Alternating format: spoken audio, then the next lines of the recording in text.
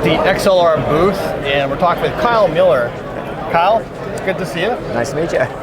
Now, for the folks that may not be familiar with Xlr, tell us a little bit about kind of what you offer, and we'll just go through your product lineup. Sure. Xlr builds rifle chassis systems for pretty much any bolt-action rifle system out there. We have 300 different inlets available and 4 different chassis lines.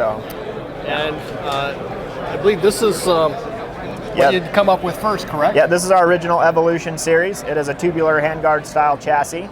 Yeah, this has been a classic, but a very good chassis for us. Yeah, in fact, I was just saying before we got on camera that we were at the ELR World Record event a few days ago and saw a couple of guys actually running your chassis in those long-range rigs. For sure, yeah, very popular in that realm as well. And as far as the different chassis available, are they all pretty much inlet for the same types of rifles or actions? Yeah, so like I said, our inlet list is very extensive. We have one of the most extensive inlet lists available. Depending on the chassis that it is, we may or may not make it for it, but we do most of the common, your Remingtons, your Tikkas, your Savages, your Howa 1500s. We do pretty much all of those. So this is our Element chassis. Now, the way we cut our chassis is very unique in that we don't use a V-block. We use a multi-point radial cut, so it allows the receiver to sit very stress-free. Instead of 2 contact points, you're going to have about 110. So when you torque that receiver, essentially all those high points are going to self-bed the receiver into the chassis. And that system carries through for all of our line of chassis. So it doesn't matter if you're getting the Element or the Carbon or the NV, the way that receiver sits in the chassis is the same. Now, when you were designing this particular chassis, what was kind of the use case or kind of what was the design philosophy that went into it? Okay. In terms of what you were trying to achieve. So what we wanted was the user to be able to bolt a rifle into this with minimal gunsmithing. So it takes 2 to 3 minutes to put this together and you're ready to rock and roll. The DBM system is all integrated into the chassis. And really the differences among the lineup is the configuration of the handguard, whether somebody wants an open handguard or a tubular handguard. And there's different benefits for either one, depending on which one you go with. And I noticed flat, you do have a stop here before you get into the mag, so as far as running it off a barricade, absolutely. Yeah, barricades. We do have something that's unique this year is all of our chassis are M-LOK compatible. So we have the new Arca Swiss / the Really Right Stuff style rails that go on these that can be used with barricade stops as well, in conjunction with the magazine well. In fact, we can take a look at our NV chassis, which is designed with the shooter in mind, or the competition shooter in mind. And when was this released? This was released in 2017, and it's, like you said, you were talking about the barricade stop. It's got a big knurled barricade stop here in the magazine well, a lot larger magazine well as well. Integrated rail system. We will be doing a full-length Arca Really Right Stuff rail going on that handguard here in the next few weeks. Okay.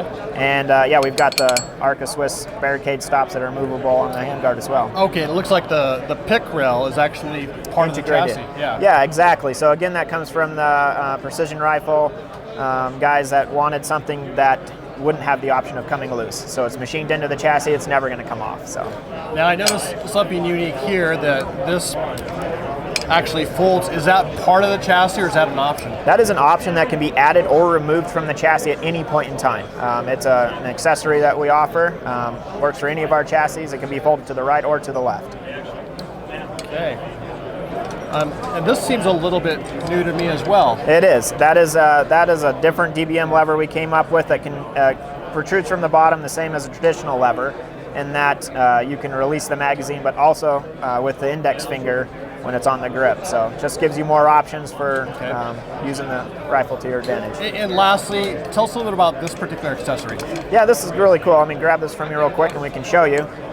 Basically, this runs a quarter-turn knob on the front that allows you to move the barricade stop to the front.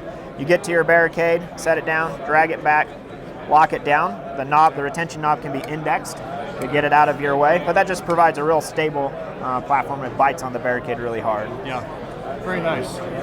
And lastly, just as far as product line, let's not forget about the carbon fiber. Yeah, the carbon option. This is a lot lighter. Yeah, it's very lightweight. It's a great option for those people wanting that combination of maybe a hunting and / tactical rifle.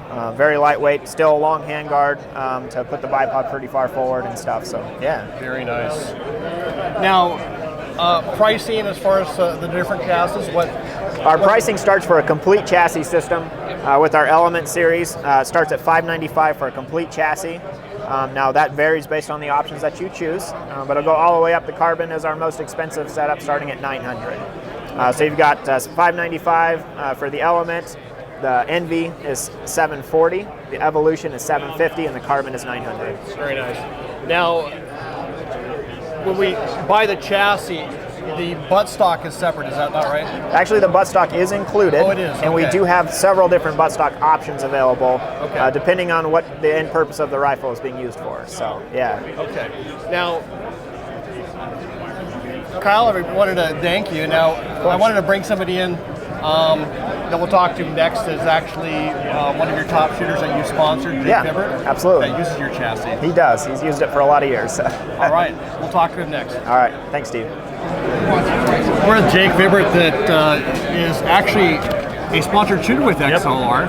Jake, tell us a little bit why you're running the XLR chassis. So I really like this chassis. This is the Xlr Nv Chassis. A few things that I like about this chassis is everything's kind of one piece. And so you have a built-in rail here, a built-in Picatinny, and there's some really nice options I like with this chassis. Obviously, I really like the grip. You know, the vertical grip, kind of that AR style grip, has become really popular in the precision rifle world.